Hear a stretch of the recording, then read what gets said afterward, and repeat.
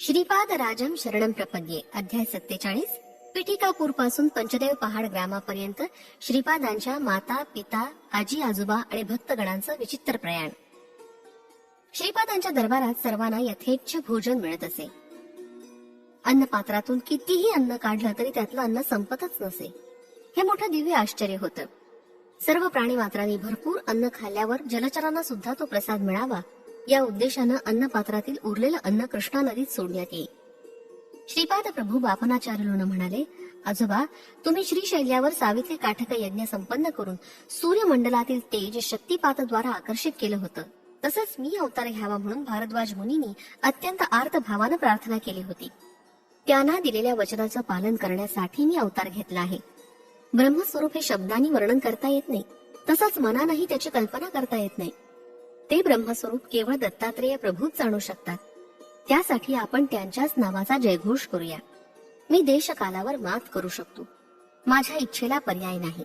माझ्या गरजेनुसार मी माझ्या मताशी तुमच्या मताची एक वाक्यता करू शकतो. अंतराळातील सारे तारे ग्रह माझ्या हातातील खेळणी आहेत. मी तुमच्या प्रत्येक इच्छा आकांक्षा पूर्ण केल्या.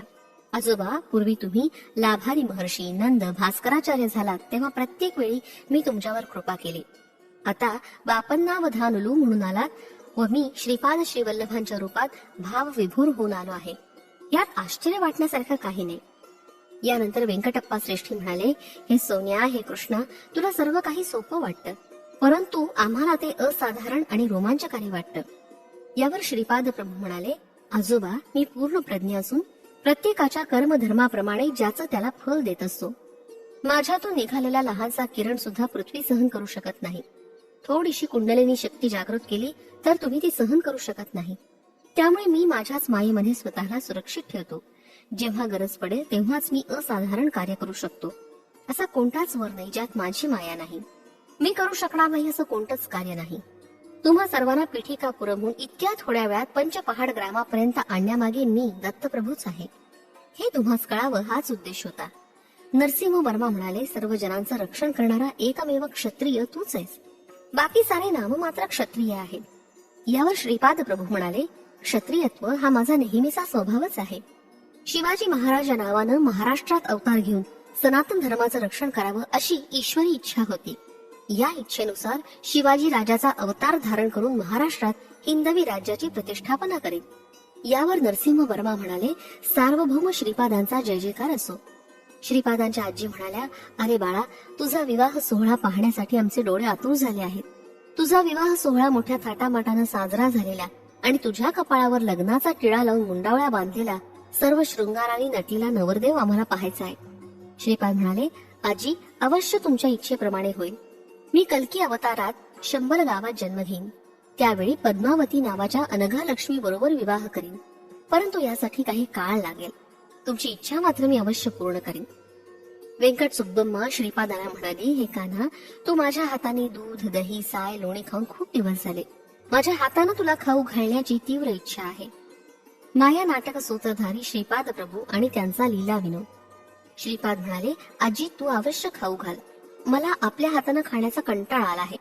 तुम्ही पिठापुरमहून येताना दूध दही लोणी आणणार असं मला कळलं होतं, परंतु एवढ्या लांबच्या प्रवासात ते चांगलं राहावं म्हणून तुमच्या वात्सल्य प्रेमानं बंधित होऊन अशी लीला केली की ते जसं होतं तसंच चांगलं राहिलं.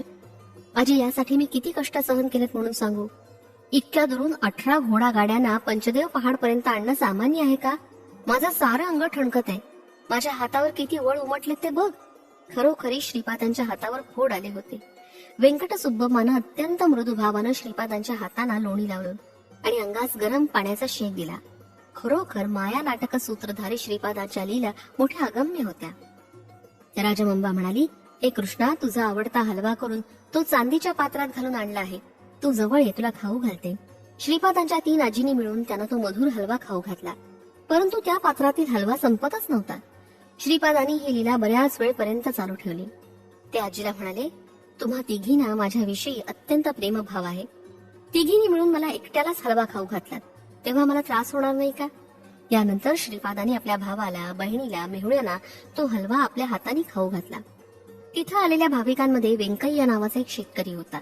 त्याला श्री प्रभूंनी दीक्षा दिली आणि आपल्या हाताने हलवा दिला. राहिलेला हलवा गाडीवानांना आणि घोड्यांना देण्यास सांगितलं. ते चांदीचं भांड व्यंकय्यास भेट स्वरूपात दिलं. अप्पळराज शर्मा म्हणाले, बाळा, तू दत्तप्रभू असल्याचं न कळल्यामुळे आमच्या हातून न कळत झालेल्या अपराधांची क्षमा कर. तेव्हा श्रीपाद प्रभू म्हणाले, तात, आपण माझे पिता आहात. पित्यास पुत्रानं क्षमा करायची असते. पित्यास पुत्रानं क्षमा करायची असते काय?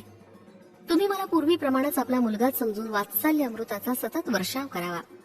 तसंच माझ्या अभ्युदयाची आकांक्षा करा. यावेळी श्री व्यंकावधानी आणि त्यांच्या धर्मपत्नीच्या डोळ्यातून अश्रुधारा वाहत होत्या. त्यावर श्रीपाद प्रभू म्हणाले, मामा, आपलं बंधन शाश्वत स्वरूपाचं आहे. मी केवळ तुमचाच जावई असं नाही, तर तुमच्या वंशातील जन्म घेतलेल्या प्रत्येक व्यक्तीचा मी जावईच आहे.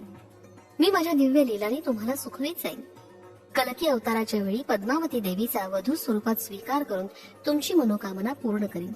सुमती महाराणीचं दुःख दूर करीन. तिचा लाडका पुत्र सर्व पुत्रांप्रमाणे नवरदेवाच्या स्वरूपात नटलेला न पाहता एका यतीच्या रूपात वैराग्य धारण केलेला पाहून ती दुःखी झाली. श्रीपाद प्रभू आईकडे पाहून म्हणाले, आई, तू आणि अनसूया माता मला वेगळ्या वाटतच नाही. तुम्हा दोघींच्या मनोकामना मी कलकी अवतारात नक्की पूर्ण करेन. श्रीपाद प्रभू पुढे म्हणाले, आई, तुझ्या गर्भातून जन्म घेतल्यानं मी केवढा महान झालो. तुझ्या वात्सल्यामृतानंच माझं भरण पोषण झालं. माझी बहीण वासवीनं केवढं महान कार्य केलं ते पाहिलंच ना. मला भूक लागली असताना माझं लहान बाळात रूपांतर करून अनसूया मातेजवळ दुग्धपान करण्यास पाठवलं. व्यंकय्या त्यावेळी म्हणाले, हे महागुरु, आपल्या चरणी एक नम्र प्रार्थना आहे.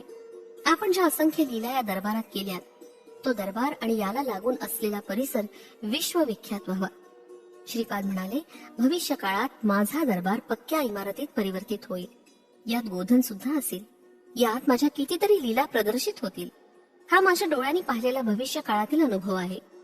तिथे जमलेल्या सर्व भाविकांना गाढ निद्रा लागली आणि काही क्षणातच मी, तो संन्यासी श्रीपाद प्रभू आणि त्यांचा संपूर्ण दरबार सारंच अदृश्य झालं. त्याचं काय झालं असेल याची मला हुरहुर लागली. हे सारं राक्षसी मायेनं झालं असेल अशी मला शंका आली. यावर श्रीपाद प्रभू म्हणाले, माझ्या सान्निध्यात कोणतीही राक्षसी माया कार्य करू शकत नाही. मी त्या सर्वांना सुरक्षित रीतीनं पीठिकापुरमला नेऊन पोचवलं. ही एक महान अनुभूती होती. मला जे ज्या भावानं भजतात त्याच भावानं मी त्यांचं रक्षण करतो, हे माझं व्रत आहे.